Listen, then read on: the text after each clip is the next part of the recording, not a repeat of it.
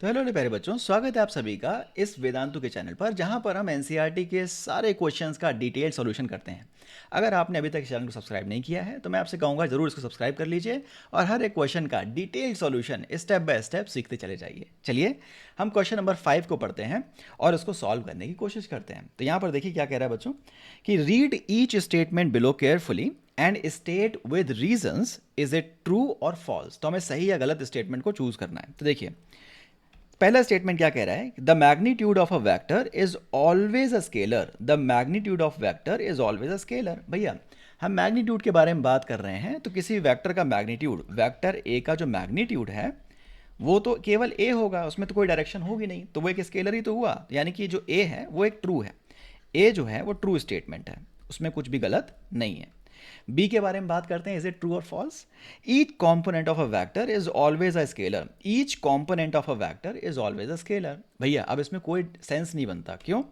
अगर हमारे पास ये एक वेक्टर क्वांटिटी है और हम कह रहे हैं इसके दो कॉम्पोनेंट्स के बारे में हम बात कर रहे हैं, एक्स एक्सिस के अलोंग लेट अस से इज ए कॉस थीटा और वाई एक्सिस के अलोंग ए साइन थीटा। तो भैया हम दोनों कंपोनेंट्स की तरफ अगर देखें तो क्या इसमें मैग्नीट्यूड के साथ साथ डायरेक्शन भी है? हमने कहा इसमें मैग्नीट्यूड भी और डायरेक्शन भी है। सिमिलरली इस कंपोनेंट में भी मैग्नीट्यूड है और डायरेक्शन भी है।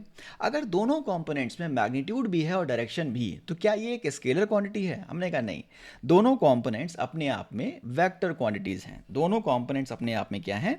एक वेक्टर क्वांटिटी है। तो each component of a vector is always a scalar.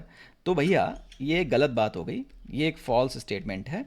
दोनों कंपोनेंट्स अपने आप में भी वेक्टर्स होंगे। ठीक है, the total path length is always equal to the magnitude of the displacement vector of the particle. जो अब पार्ट सी है वो कह रहा है कि टोटल पाथ लेंथ डिस्प्लेसमेंट के बराबर होता है। ये तो गलत बात है। आपने पढ़ा है लेंथ की डेफिनेशन क्या है, डिस्टेंस की डेफिनेशन क्या है। अगर पार्टिकल ए से बी तक आ रहा है किसी भी रैंडम पाथ से, तो टोटल पाथ लेंथ हो जाएगी एक्चुअल पाथ जो उसने ट्रैवल किया है, इस पाथ की लेंथ, इस पूरे पाथ की लेंथ टोटल पाथ लेंथ है, और ये डिस्टेंस है। ये डिस्प्लेसमेंट नहीं है। डिस्प्लेसमेंट हाउ एवर आप अगर निकालना चाहते हो तो आपको इनिशियल पॉइंट और फाइनल पॉइंट को डायरेक्टली मिलाना पड़ेगा और ये हो जाएगा डिस्प्लेसमेंट, जिसकी डायरेक्शन होगी ए से बी की तरफ। इसका मैग्नीट्यूड होगा केवल यहाँ से यहाँ तक की लेंथ, इतना। यानी डिस्प्लेसमेंट अलग चीज़ है, shortest distance between initial and final point. Total path length का मतलब है डिस्टेंस। दोनों अलग अलग चीज़ें हैं और यहाँ पर क्या कह रहा है कि दोनों चीज़ें सेम हैं। Total path length is always equal to the magnitude of displacement vector. तो हमने कहा गलत बात, ये बात सही नहीं है। तो option C is also a false statement. ठीक है, जो सी स्टेटमेंट है वो भी फॉल्स स्टेटमेंट हो गया। डी की तरफ बढ़ते हैं, the average speed of a particle is either greater or equal to the magnitude of average velocity. तो भैया इसमें क्या कह रहा है, जो एवरेज स्पीड है, एवरेज स्पीड क्या होती है? एवरेज स्पीड मैं अगर कहूँ तो होता है टोटल डिस्टेंस अपॉन टाइम। चलिए हम इसी एग्जाम्पल के बारे में बात कर लेते हैं। यहाँ पर पार्टिकल ए से बी तक एक रैंडम पाथ से होता हुआ जा रहा है, इस लंबे वाले रास्ते से होकर के जा रहा है, तो आप कह सकते हो डिस्टेंस तो ज़्यादा होगी। Average speed is total distance upon time, total distance upon time taken. तो भैया टोटल डिस्टेंस तो ज़्यादा है। और अगर यहीं पर हम एवरेज वेलोसिटी के बारे में बात करें तो वो हो गया डिस्प्लेसमेंट अपॉन टाइम, है ना, डिस्प्लेसमेंट अपॉन टाइम। और यहाँ पर डिस्प्लेसमेंट आप देख सकते हो कम है टोटल डिस्टेंस के कॉम्परेटिवली। तो डिस्प्लेसमेंट अपॉन टाइम यानी कि एवरेज वेलोसिटी यहाँ पर कम निकल करके आने वाली है एवरेज स्पीड से। यानी कि इस क्वेश्चन के अंदर तो एवरेज वेलोसिटी एवरेज स्पीड से कम है। क्या कभी बराबर भी हो सकते हैं? हमने कहा हाँ। अगर पार्टिकल ए से बी तक सीधा सीधा चला जाता तो डिस्टेंस डिस्प्लेसमेंट सेम हो जाता और एवरेज वेलोसिटी एवरेज स्पीड के बराबर आ जाती। पर क्या कभी ऐसा पॉसिबल है जब डिस्प्लेसमेंट कम हो डिस्टेंस से? हमने कहा ऐसा कभी पॉसिबल नहीं है।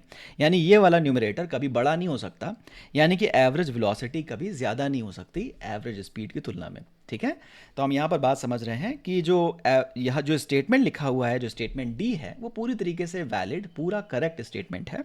ये क्या कह रहा है? The average speed of a particle is either greater or equal to the magnitude of average velocity. तो हमने कहा बिल्कुल सही बात है, ये एकदम करेक्ट स्टेटमेंट्स है। तो D is a true statement. ठीक है, ई की तरफ आगे बढ़ते हैं, इसको पढ़ते हैं और देखते हैं करेक्ट है कि नहीं। Three vectors not lying in the plane can never add up to the given null vector। तीन वेक्टर्स जो सेम प्लेन में नहीं है वो नल वेक्टर कभी नहीं बना सकते। देखिए हम क्या जानते हैं नल वेक्टर के बारे में? नल वेक्टर एक ऐसा वेक्टर है जिसका मैग्नीट्यूड ज़ीरो हो। हमने कहा वेक्टर्स को ऐड करने पर ज़ीरो मैग्नीट्यूड कब मिलेगा? हमने कहा ऐसा केवल तब होगा जब दोनों एक दूसरे को कैंसिल करें। अब अगर हम इस वेक्टर को कैंसिल करना चाहते हैं तो जो दूसरा वेक्टर होना चाहिए वो इसी के साथ इसी के प्लेन में बट ऑपोजिट डायरेक्शन में होना चाहिए। हमने कहा सही बात है, अगर दूसरा वेक्टर भी सेम प्लेन में है तो उसको कैंसिल कर लेगा। पर अगर आप गौर कीजिए, एक वेक्टर ऐसा और दूसरा ऐसा, तो अभी तो कैंसिल हो रहा है। एक वेक्टर ऐसा दूसरा आपकी तरफ, तो अभी क्या ये दोनों कैंसिल हो पाएंगे? हमने कहा नहीं, इन दोनों को अगर कैंसिल करना है तो मैग्नीट्यूड सेम और डायरेक्शन ऑपोजिट होनी चाहिए। यानी कि वेक्टर्स केवल तभी नलीफाई करेंगे जब सब सेम प्लेन में हो। और यहां पर क्या कह रहा है, three vectors not lying in the plane can never add up to the given null vector. तो ये जो स्टेटमेंट है क्या कह रही है, अगर अलग अलग प्लेन में है तो कभी नल वेक्टर नहीं बनाएंगे, जो कि सही बात है। तो ऑप्शन ई क्या हो गया हमारा, एक सही बात हो गई, एक सत्य बात हो गई कि अलग अलग प्लेन में है तो कभी नल वेक्टर नहीं बनाएंगे। तो आशा करता हूँ आपको इसके सारे statements step by step crystal clear हो गए होंगे। इसी तरीके से हम अगले क्वेश्चंस को समझेंगे और हर एक चीज़ को अपने लिए क्लियर करते जाएंगे। तो अगर आपने अभी तक इस चैनल को सब्सक्राइब नहीं किया है तो आप इसे सब्सक्राइब कर सकते हैं। मैं मिलता हूँ आपको अगले क्वेश्चन में। ख्याल रखिए अपना, टेक केयर, बाय बाय।